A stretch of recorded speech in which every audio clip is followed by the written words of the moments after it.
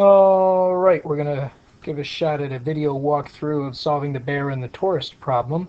So you can see here I've drawn a figure where the bear starts at what we will call x equals 0. 26 meters ahead of him is the tourist running at his velocity, v sub t, and here's the bear's velocity, v sub b. Notice that this arrow representing the vector, the bear's velocity, is longer than that of the tourist because he's going faster.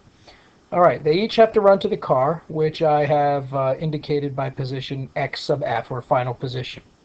All right, we know that the distance from the tourist to the car is a distance d, and we know that the distance from the bear to the tourist is a distance 26 meters. So the whole distance that the bear has to run to get to the car is 26 meters plus d, and then of course the distance that the tourist has to run is just d. All right, so now the way we typically solve these problems in physics is to just solve for a tie. That is, that the bear and the tourist reach the car at the same time. Now, of course, that would probably not work out so great because if his legs are hanging out or whatever, the bear probably still wins that one. But that's just the way we solve. And then we have to say the distance is less than that. Okay? So now, in general, we know that average velocity here is defined as delta x over delta t. So since we're going to say we start at time 0, we're just going to use, instead of delta t, we'll just use t. And over here, I've dropped the bar subscript just for simplicity of notation. Since the bear and the tourist are running at constant velocities, their instantaneous velocity, indicated by the v here, is the same as their average velocity over that same time interval. All right, so now rewriting for each of the cases. For the bear, we know that the velocity, going up to this right here, this equation v equals delta x over t, velocity for the bear is equal to the distance that the bear travels divided by the time that the bear is traveling. And for the tourist, the velocity of the tourist is equal to the distance that the tourist travels divided by his time, or her time. All right, now, since t is the same for each, I rearranged and solved for t and said that, in general terms, t is equal to delta x over v. And since t is the same for each, I just set the two expressions equal to each other. Here it is for the bear, and here it is for the tourist. You can do that yourself. You can just do the algebra, and you'll see that t is equal to delta x over vb. Okay, delta x for the bear. All right, so now, having set those two equal to each other, all we have to do is rearrange and solve for d. But d's not in that expression. We have to remember that d plus 26 is the distance for the bear. That's where we get the d. Up here we see the total distance that the bear runs from 0 to x final is equal to the d plus 26 meter head start that the tourist has.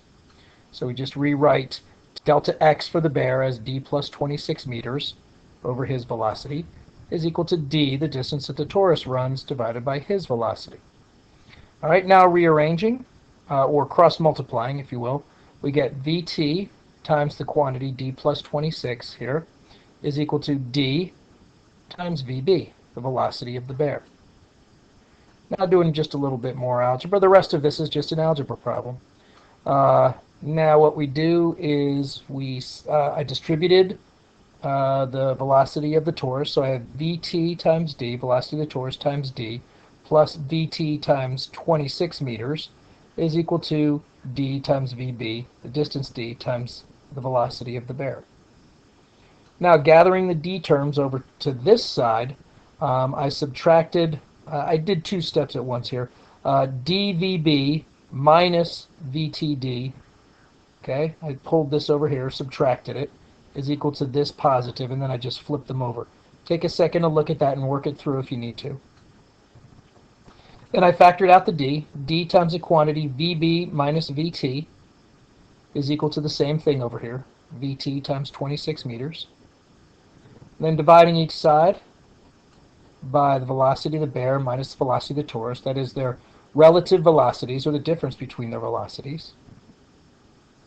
Then plugging in the numbers that we were given. Velocity of the tourist, 4 meters per second. Distance of head start, 26 meters here. Velocity of the bear, 6 meters per second minus 4 meters per second for the tourist. So canceling out all the meters per second, so we just like algebraic variables, the units cancel out, and we'll be left with meters. So 4 times 26, 104 meters. 6 minus 4, 2 meters per second.